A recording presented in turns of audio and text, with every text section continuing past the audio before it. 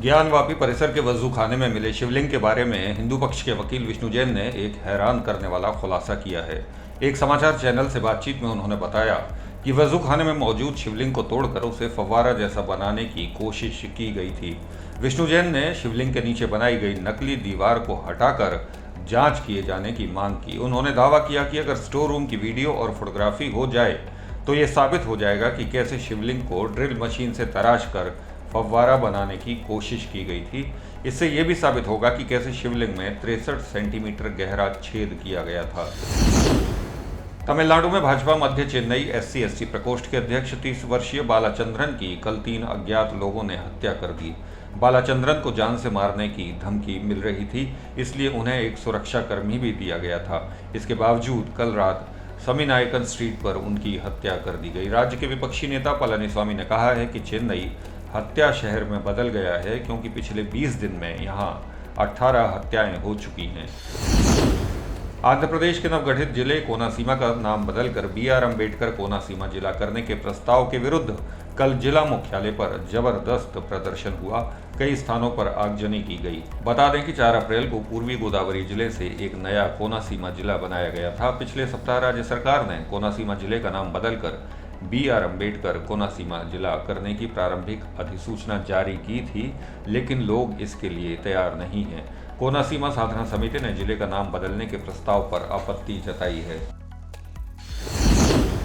महाराष्ट्र आतंकवाद निरोधी दस्ते ने कल पुणे के दापोडी इलाके से आतंकी संगठन लश्कर-ए-तैयबा के एक गुर्गे जुनैद अहमद को गिरफ्तार किया है। 28 साल के मदरसे में पढ़कर पहले कबाड़ी और फिर आतंकी बने जुनैद पर आरोप है कि वो अलग अलग राज्यों के युवकों को लश्कर में भर्ती करने में जुटा था।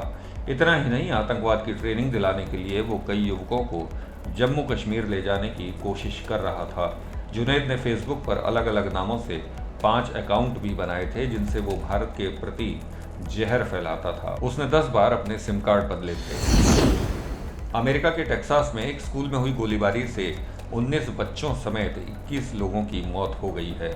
खबर है कि 18 वर्षीय हमलावर को पुलिस ने मार गिराया है।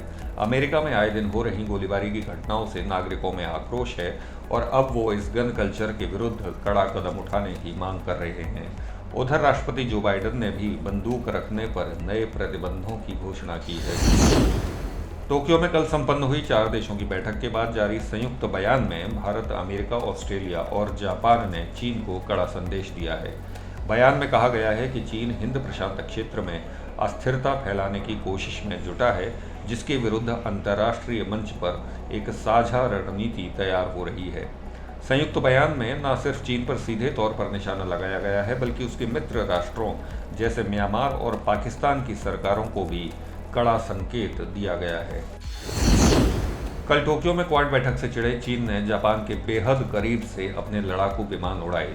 चीन के अलावा वहां रूस के विमान भी उड़ान भरते देखे गए।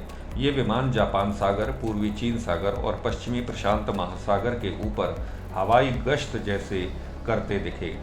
विशेषज्ञों का मानना है कि क्वाड की बैठक के दौरान रूस और चीन का ये कदम शायद अपनी एकजुटता का संकेत देने जैसा था। हालांकि चीन ने इसे एक आम संयुक्त अभ्यास बताया है, वहीं जापान के रक्षा मंत्री नोबुओ किशी ने इसे उकसावे की कार्रवाई कहा है। संयुक्त राष्ट्र की मानवाधिकार समूह प्रमुख मिशेल बाचेलेट 6 दिन की चीन यात्रा पर हैं। एमनेस्टी इंटरनेशनल के महासचिव कॉलमार्ड ने कहा है कि बाचेलेट के नेतृत्व में शिंगजियांग पहुंची टीम को वहां उइगरों के हो रहे दमन का पता लगाकर उस पर कार्रवाई करनी चाहिए। उल्लेखनीय है कि कल ही दुनिया भर के मीडिया में चीन के लीक हुए दस्तावेज से मिली प्रताड़ित उइगरों की तस्वीरें दिखाई गई हैं।